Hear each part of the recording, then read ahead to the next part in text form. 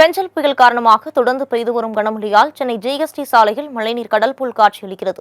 இதுகுறித்த கூடுதல் விவரங்களை வழங்குவதற்காக செய்தியாளர் டேனியல் இணைப்பில் இருக்கிறார்.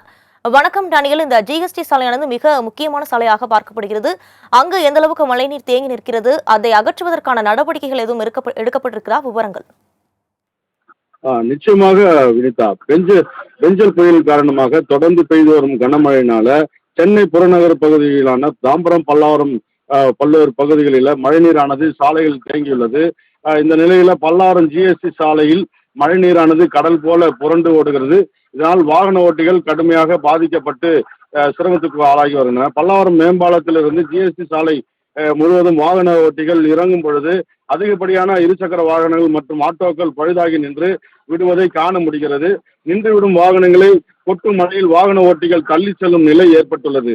பேருந்துகள் மற்றும் 4 சக்கர வாகனங்கள் மழை நீரில் மிதந்து செல்வதை காண முடிகிறது. தாம்பரம் மாநகராட்சி ஆணையாளர் பாலச்சந்திரன் உத்தரவின் பேரில் சுமார் 2500 ஊழியர்கள் முன்னெச்சரிக்கை நடவடிக்கைகளில் ஈடுபடுவார்கள் என மாநகராட்சி அதிகாரி தெரிவித்துள்ளார். அதன் அடிப்படையில் மாநகராட்சி ஊழியர்கள் கொட்டு மழையில் தேங்கி நிற்கும் மழை நீரை அகற்றுவதற்காக டிராக்டர் மூலம் ராட்சச மோட்டார்கள் பம்புகளை வைத்து மழை நீரை அகற்றும் பணியில தற்பொழுது ஈடுபட்டு வருகிறார்கள். ஆனாலும் தொடர்ந்து கனமழை பெய்து வருவதனால அதிகப்படியான அளவில் மழையானது புரண்டு ஓடுவதனால் அதிகமான காற்றினாலும் பணிகள் சுணக்கம் ஏற்பட்டுள்ளது. ஆனாலும் தொடர்ந்து மாநகராட்சி ஊழியர்கள் மற்றும் காவல்துறையினர் மழை புயல் என பொருட்படுத்தாமல் தொடர்ந்து மழைநீரை வெளியேற்றும் பணிகளை ஈடுபட்டு வருவதை நாம் பார்க்க முடிகிறது.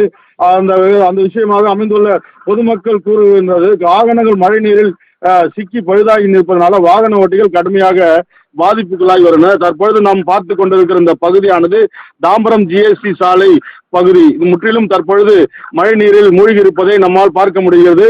அதில் வாகனங்கள் ஊர்ந்து செல்வதும் முகப்பு விளக்குகளை எரியவிட்டு செல்வதும் நாம் தற்பொழுது பார்த்து கொண்டிருக்கிறோம். வினிதா,